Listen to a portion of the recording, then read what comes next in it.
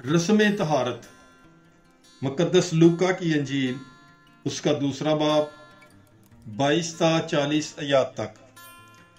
और जब मूसा की शरीयत के मुआफिक उनकी तहारत के दिन पूरे हो गए तो वो उसे यरूशलेम में लाए ताकि उसे खुदावंद के आगे हाजिर करे, जैसा कि खुदावंद की शरीयत में लिखा है कि हर एक पलोठा बच्चा खुदावंद के लिए मखसूस ठहरेगा।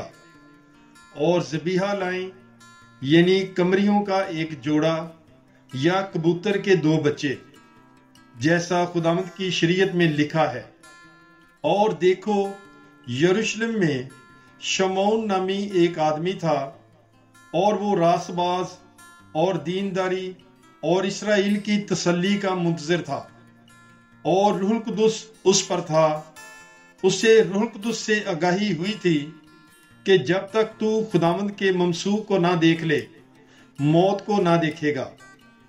वो रूह की हदायत से हैकल में आया, और जिस वक्त वालदैन उस बच्चे यसु को अंदर लाए ताकि उसके लिए शरई फराइज अदा करे, तो उसने उसे गोद में लिया और खुदा की हम्द करके कहा, ऐ मालिक, तू अपने कौल के मुताबिक अब अपने बंदे को अमन से रुखसत करता है, क्योंकि मेरी आंखों ने तेरी निजात देख ली है, जो तूने सब उम्मतों के रूबरू तैयार की है, गैर कौमों के लिए इंकशाफ का नूर और अपनी उम्मत इसराइल का जलाल।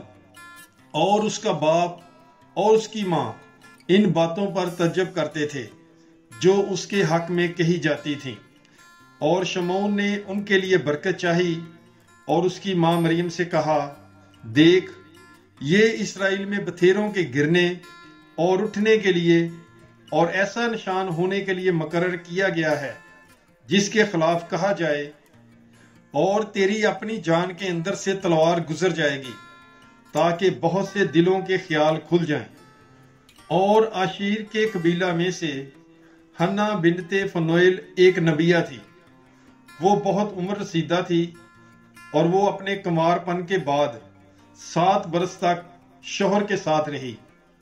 अब वो बेवा 84 बरस की थी, और हैकल से जुदा ना होती थी, बल्कि रोजों और नमाजों के साथ रात दिन बंदगी करती रहती थी। और उसने भी उसी घड़ी पास आकर खुदावंद की हम्द की और उसकी बाबत उन सब से बातें की जो यरूशलेम की रहाई के मुंतज़िर थे। और जब वो खुदावंद की शरीयत के मुताबिक सब कुछ कर चुके तो जलील में अपने शहर नासरत को लौट गए। और वो बच्चा बढ़ता और मजबूत होता गया और हिकमत से मामूर था, और खुदा का फजल उस पर था। पाक कलाम के पढ़े और सुने जाने पर खुदावंद की बरकत हो। खुदा का शुक्र हो। God bless you. Bible is life.